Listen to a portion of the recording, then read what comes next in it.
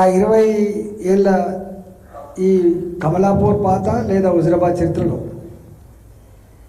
నా ఎన్నికలప్పుడు ఎట్లయితే తిరుగుతారో, నా ఎన్నికలప్పుడు ఎట్లయితే గెలవాలని చెప్పి ఆరాటపడతామో, వార్డు మెంబర్ కూడా గెలవాలని, ఎంపీ కూడా గెలవాలని చెప్పి గంతే ప్రయత్నం చేస్తాం.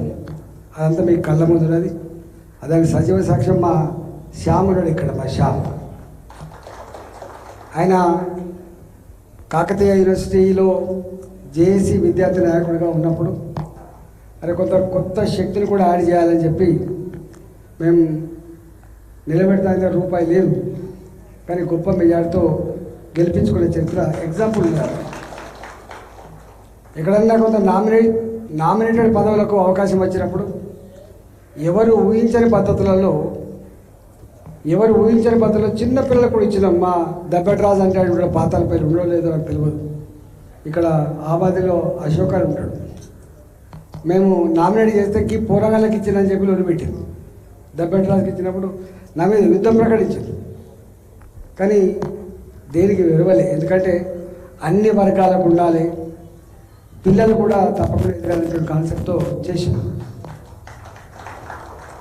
నేనేమంటున్నా, నాట్ పాసిబుల్ అనేది మా డిక్షనరీ లేదు, గుర్తుపెట్టుకో. ఇది సాధ్యం కాదనేది నా డిక్షనరీ అయితే ఇప్పటిదాకా లేదు. Everything is possible. ఏం జరిగిందో అదంతా మన మంచి కోసమే జరిగిందని చెప్పి ఒక్కోసారి అనుకోవాలి మనం. ఎట్లా రాసిపెట్టి ఉంది, లేకపోతే ఎట్లా జరగనుంది, అవన్నీ మీరు అప్పుడప్పుడు మాట్లాడుకుంటారు. నేను దాని జోలికి పోను. కానీ 100కు 100% ఇవాళ ఉన్న ఈ పరిస్థితులలో సంపూర్ణంగా ప్రజాక్షేత్రంలో ఎలిసిపోయిన పార్టీ కాంగ్రెస్ పార్టీ, గుర్తుపెట్టుకోండి. దానికి భవిష్యత్తు లేదు. నేను మాట్లాడు కాదు, కాంగ్రెస్ పార్టీ కార్యకర్తలు మాట్లాడుకునే మాట ఏంటంటే, మా పార్టీ మళ్ళా భవిష్యత్తులో ఎప్పుడు గెలిచే ఆస్కారం లేదు. ఈ రేవంత్ రెడ్డి గారి నాయకత్వంలో చివరి ముఖ్యమంత్రి కావచ్చు అనేటువంటి మాట కూడా మాట్లాడుకుంటుంటే ఏ స్థాయికి పోయిందో ఒకసారి అర్థం చేసుకోండి. మొన్న ముఖ్యమంత్రి గారు వస్తే జనాలు ఏం ఆశిస్తారు?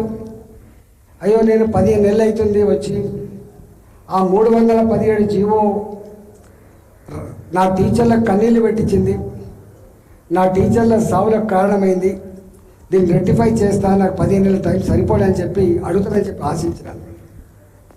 ఆనాటి ప్రభుత్వం 3 DL పెండింగ్ పెడితే రాగానే సంతకం పెడతా అని చెప్పినా, కానీ ఇవ్వలేకపోయినా ఇవాళ 5 DL పెండింగ్ ఉన్నాయి. వాటిని 2 నెలలకో 3 నెలలకో ఇస్తా అని చెప్పి చెప్తారని చెప్పి టీచర్లు ఆశించారు. ఇవాళ టీచర్లకి ఉద్యోగులకు పిలిచి మీకు హెల్త్ కార్డులు ఇస్తా డిసెంబర్ 10వ తారీఖు లోపు అని చెప్పి హామీ ఇచ్చారు. గదిస్తారేమో అని చెప్పి ఆశపడ్డారు. డిఏలు లేవు, సిపిఎస్సి రద్దు కాలే. చివరికి ఉద్యోగి రిటైర్డ్ అయితే ఆ బెనిఫిట్స్ రావడానికి కూడా, ఉద్యోగులకు సంబంధించిన బెనిఫిట్స్ రావాలంటే కూడా కమిషన్ ఇస్తే తప్ప, 7% 10% కమిషన్ ఇస్తే తప్ప ఇవాళ ఉద్యోగికి సంబంధించిన బెనిఫిట్ తన డబ్బులు తాను తీసుకోవడానికి కూడా లంచం ఇచ్చే దౌర్భాగ్య పరిస్థితి మనం చూస్తూ ఉన్నాం. వీటి గురించి మాట్లాడే దమ్ము లేదు. కానీ వాళ్ళే చెప్తున్నారు, ముఖం లేదు. ఇక్కడ నాకు తెలిసి టీచర్ ఎమ్మెల్సీగా ఈ క్యాండిడేట్కి ఏమని చెప్పేటువంటి ముఖం ఆ పార్టీకి లేదు. ఇంకో పాత పార్టీ అయితే దానికి అభ్యర్థి లేడు. ఇవన్నిటినీ ఇప్పుడు నేను చెప్పిన వాటితో పాటుగా అనేకం ఉన్నాయి. కేజీబీవీ స్కూళ్ళల్లో ఉండే టీచర్లు కానీ, నాన్ టీచింగ్ స్టాఫ్ ఉండేటువంటి సమస్యలు కావచ్చు, మోడల్ స్కూళ్ళల్లో ఉండేటువంటి ఉద్యోగులు కనీసం హెల్త్ కార్డు కూడా లేకుండా ఇబ్బంది పడుతున్న పద్ధతి కావచ్చు. ఇట్లా ప్రైవేటు కాలేజీలలో, ప్రైవేట్ స్కూళ్ళల్లో ఏ గవర్నమెంట్ అయితే ఫీ రియంబర్స్మెంట్ చేయాలో 2021 నుంచి ఇప్పటిదాకా చెల్లించక చివరికి వాళ్ళతో జోకులు వేస్తున్నాడు.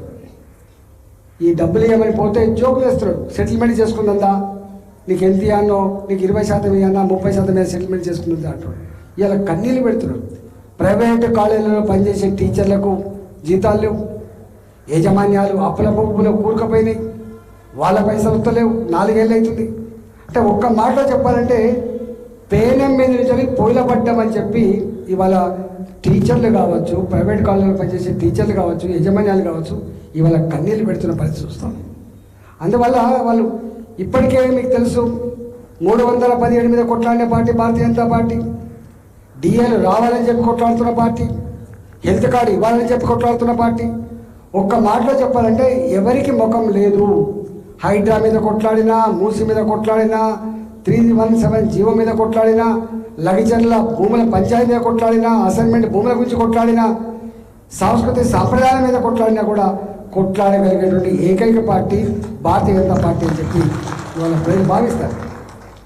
అందువల్ల టీచర్లు వాళ్ళు ప్రైవేట్లో పనిచేస్తున్నా, గవర్నమెంట్లో పనిచేస్తున్న వాళ్ళు టీచర్లు కాబట్టి చాలా వాళ్ళ విద్యలు, సామాజిక స్పృహ ఉన్నవాళ్ళు కాబట్టి ఇవాళ రేపు ఈ ప్రభుత్వం మీద అంకుశంతో పోవాలంటే, ఈ ప్రభుత్వం మెడలు వంచాలంటే వంచగలిగేటువంటి ఏకైక పార్టీ భారతీయ జనతా పార్టీ. అవునా కాదా?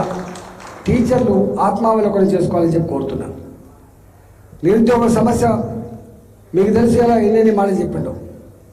ఆ ప్రభుత్వం 4,000 రూపాయలు గుర్తిస్తా అని చెప్పింది, మొండి చేయి చూపించింది, కళ్ళలో మట్టి కొట్టింది, ధనిక రాష్ట్రం అని చెప్పిండు, సంపద కుదలే అని చెప్పిండు.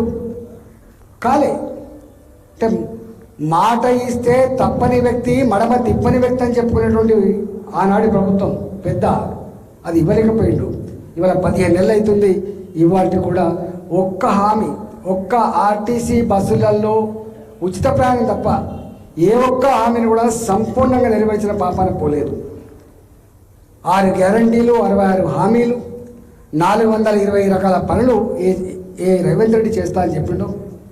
మాటల గారెడితో డాల్బోల్ చేసి ఆయన ఒక ఫిలాసఫీ ఉంటుంది, మళ్ళీ గుర్తు చేస్తున్నా.